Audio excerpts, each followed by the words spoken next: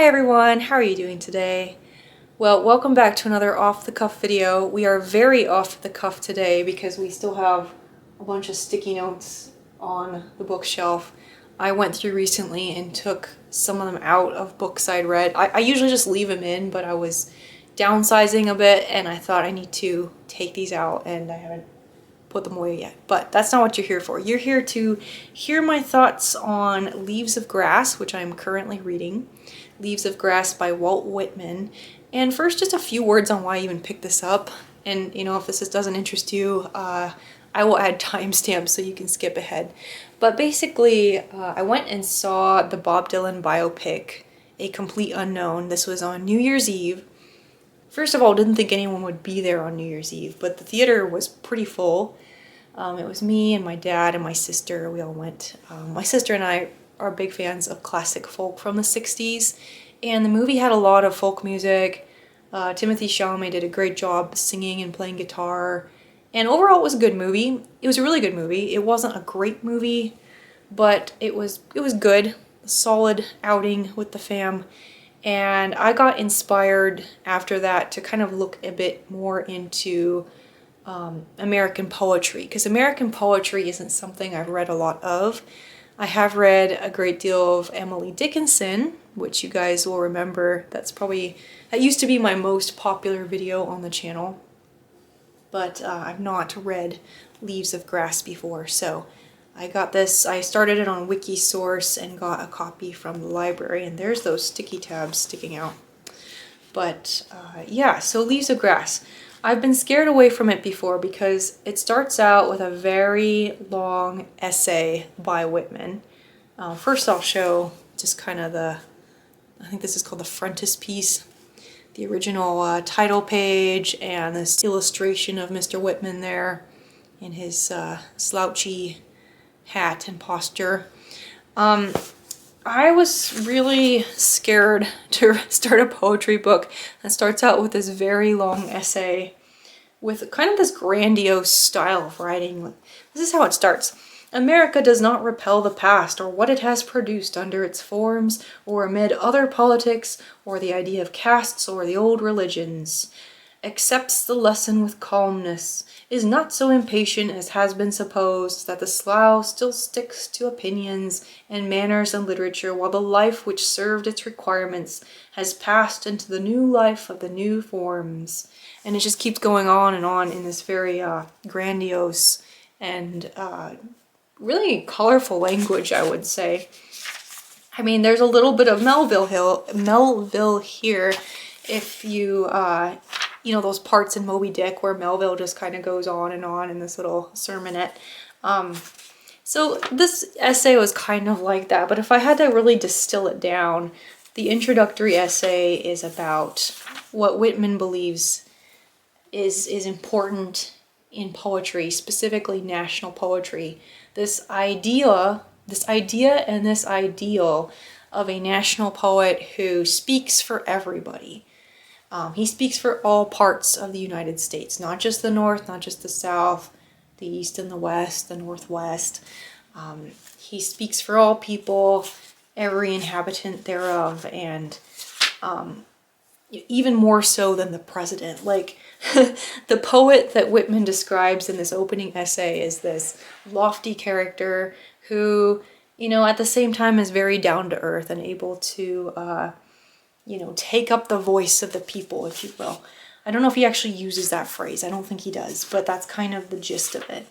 And so this goes on for quite a few pages, and you kind of get the idea after a while. That's kind of a pattern I'm seeing with Whitman, is he does get his point across quickly, but does tend to linger on the point quite a long time. But then he goes into the first poem. Now, the first poem is the longest in the collection. It's called Song of Myself. Well, that's what it's called now. Originally, it would have just been called I Celebrate Myself, because that's the first line. I actually really love how it starts. It starts out, I celebrate myself, and what I assume, you shall assume, for every atom belonging to me, as good belongs to you.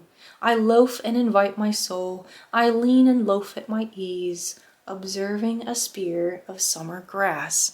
And so with the end of that second stanza, He's invited the reader in with rhyme and rhythm and this sort of familiar kind of 19th century poetry style, and then he ends with something that doesn't rhyme.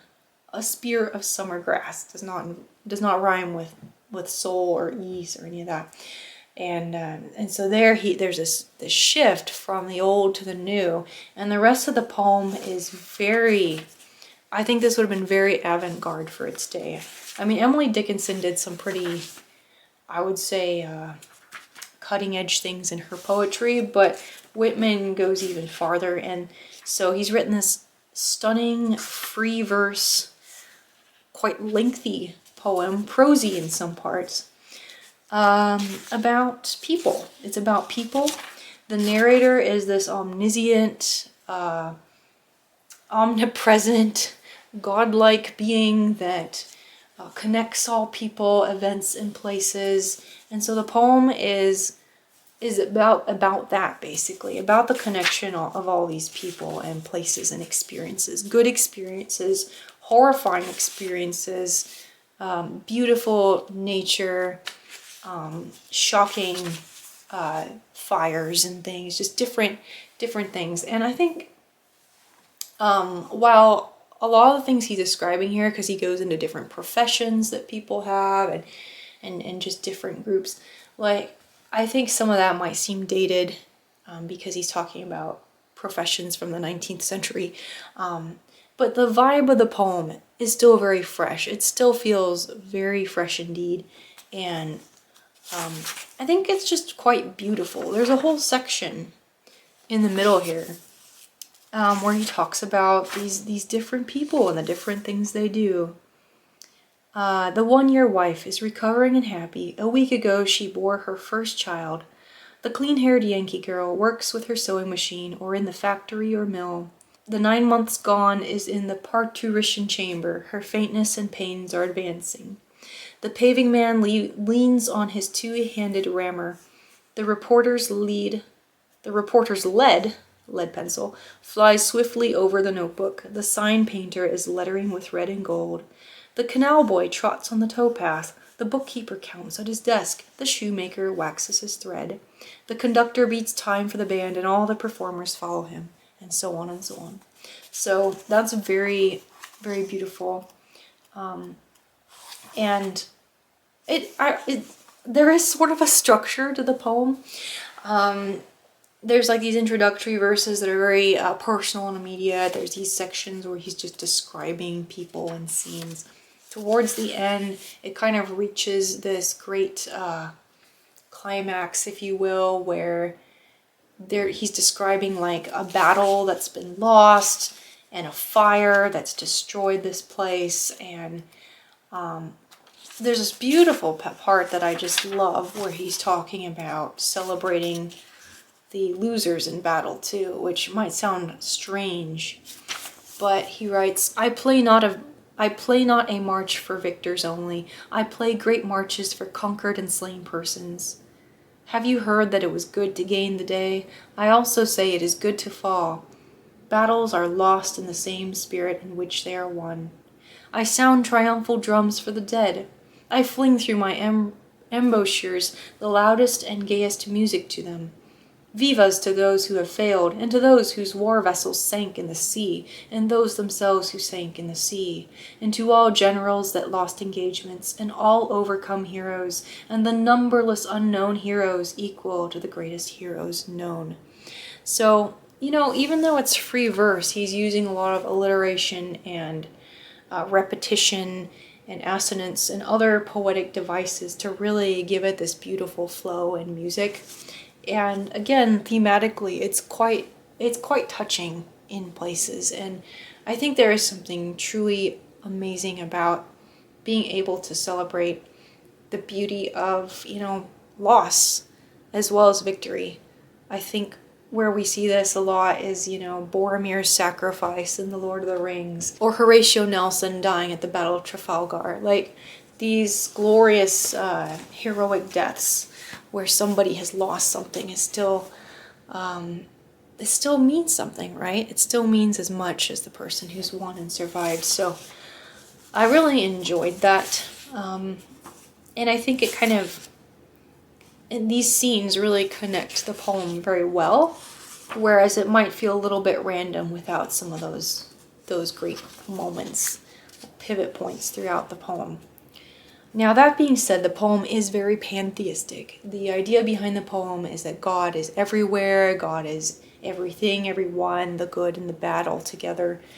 And at least that was my reading of it. And obviously I don't ascribe to that worldview, but I think there is a certain connectedness of all things that as a Christian I also appreciate, and I like that he was able to describe it so beautifully here. So while I wouldn't go so far as to frame it the way he does, because I do believe in a creator and creatures being separate things, nonetheless there is a beauty in the unity of creation, and I think parts of this poem really speak to me in that way. And I think it was very bold and courageous of him to write this in a time when people were very divided by class and race and gender and all these things, right? It would have been very, very controversial to publish this, which it was. In fact, there was a huge backlash when he published this, not just maybe for those themes, but also, you know, he uses quite a bit of sexual language in this. Not graphic, but like a bit edgy, and certainly would have been edgy for the 19th century.